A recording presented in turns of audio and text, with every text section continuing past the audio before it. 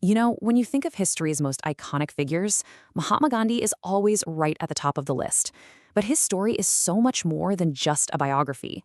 It's really the story of an idea so powerful it could bring an entire empire to its knees. We're about to dive into how one man became the architect of a nation's freedom, not with guns or armies, but with a force the world had never really seen before. I mean, it sounds like something out of a legend, right? How on earth did a single London-educated lawyer manage to take on the most powerful empire on the planet? He didn't have an army, he didn't have a treasury, he had something far more radical. And that's the incredible story we're going to unpack right now. So, to really get who the revolutionary was, we have to start with the lawyer. The whole journey from just Mohandas to the Mahatma, it didn't kick off on some grand political stage. No, it started in the classrooms and quiet boarding houses of London, where his most essential principles first started to take shape. So, Gandhi was born into this well-respected family in Gujarat. And like many ambitious young men of his time, he was sent off to England to study law. But it was there, thousands of miles from home, that he really began to forge his own identity. He became deeply committed to ideals like truth and self-discipline. And these weren't just personal choices. They would literally become the bedrock of his entire political philosophy later on. All right, so after his time in England, Gandhi's path takes this really pivotal turn to South Africa. And you gotta understand, this wasn't just another chapter in his life. This was the crucible. This is where the quiet lawyer was forged into a powerful leader. This is where the idea that would shake an empire was born. Okay, take a look at this timeline. What's absolutely staggering here is the amount of time we're talking about. Gandhi spent 21 years in South Africa. Let that sink in. 21 years. This was not a short trip. This was 2 decades of constant struggle, of organizing communities, and of perfecting his methods, from creating the Natal Indian Congress to launching the world's very first campaigns of this new kind of resistance. You know, they say every revolution has a spark, right? Well, for Gandhi, this was it. This moment on a train.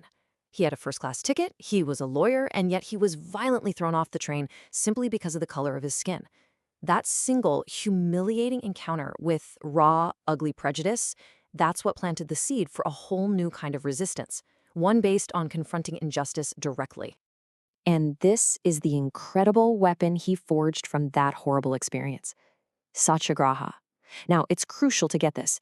It was not passive resistance. It was active, it was powerful. He called it truth force. The genius of it was that it turned an opponent's greatest strength, their physical power, into their biggest moral weakness. It was a weapon designed to fight injustice without ever becoming unjust itself. So when Gandhi finally comes back to India in 1915, he's already a big deal, a hero to many. But on the advice of his mentor, a man named Gopal Krishna Gokhale, he didn't just rush onto the national stage. Instead, he started locally. He took his revolutionary ideas and decided to test them out on the ground, in real-world situations. And boy, did it work. He pulls off this incredible hat trick of successes. First up, in Champaran, he fights for the exploited indigo farmers and wins. Then in Kheda, he supports peasants devastated by a drought and gets them tax relief. And finally, in Ahmedabad, he leads a strike for mill workers and for the very first time uses fasting as a political tool. These victories were proof Satyagraha could work in India. Okay, so these local wins were huge. They were basically the proof of concept. And they set the stage for something much, much bigger. After the absolutely horrific Jallianwala Bagh massacre in 1919, where British troops just opened fire on a peaceful crowd, the whole nation was reeling in shock and anger. They were looking for a leader, and Gandhi was ready to step up and take his movement national. So the strategy behind the non-cooperation movement was genius in its simplicity.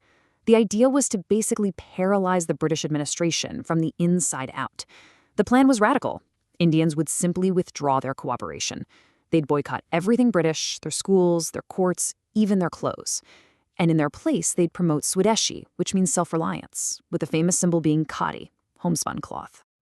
And it worked. The movement was a massive success, and it really shook the foundations of British rule.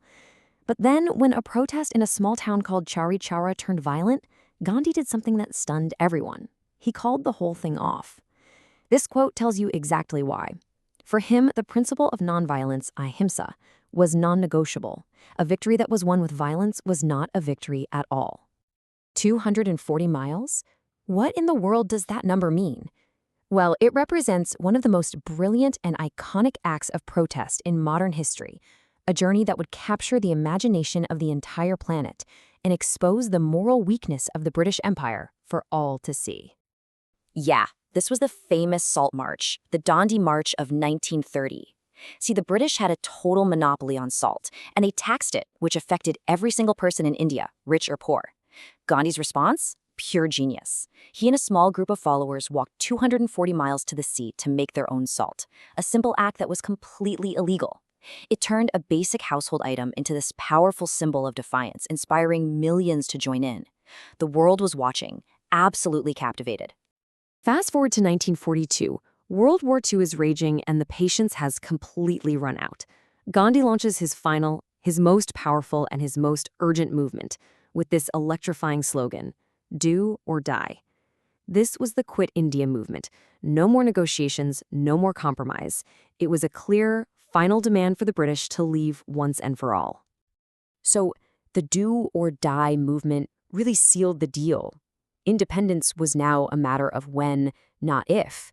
But, and this is a huge but, the final moments of this long freedom struggle were not just a time of pure triumph. They were also marked by a deep, painful tragedy that would leave a scar on the subcontinent forever. And this right here just lays out that heartbreaking contradiction of 1947. On one side, you have this incredible, historic victory, freedom after centuries of foreign rule. But on the other, an absolute tragedy. The nation was torn in two, partitioned into India and Pakistan, which unleashed a wave of horrific violence and created millions of refugees. So think about it. Where was the man who made all this happen on the big day? He wasn't in Delhi giving speeches or celebrating. No. Gandhi was heartbroken. He had fought with everything he had against the idea of partition. So instead, he was in Calcutta, walking through the most riot-torn areas, trying to personally bring peace between Hindus and Muslims. For him, a united India was more important than any political victory. So India was finally free, the goal he had worked his entire life for. But sadly, Gandhi wouldn't get to see the new nation he helped create grow for very long. His final chapter is what cements a legacy of principles that, honestly, continues to inspire people all over the world today. It's just devastating. Only a few months after independence, while he was on his way to a prayer meeting, Mahatma Gandhi was shot and killed. The man who faced down the might of an empire with non-violence, the ultimate man of peace, fell to an assassin's bullet. His death sent a shockwave of grief across the entire planet. But of course, you can't kill an idea. And his ideas, well, that's his real lasting legacy. It's this set of interconnected principles. You have Satya, or truth, which is the foundation of everything. Ahimsa, that absolute commitment to nonviolence.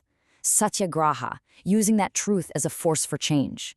Swaraj, which wasn't just about political freedom, but also personal self-control. Swadeshi, economic self-reliance. And Sarvodaya, the idea of working for the welfare of all people. It's not just a list of words, it's a complete philosophy for building a more just and peaceful world. And so, all of this leaves us with one last big question. In our world today, a world that is still so full of conflict, inequality, and injustice, how relevant are these ideas? Are truth, nonviolence, and self-reliance just historical concepts, or are they a practical roadmap for our future? It's definitely something worth thinking about.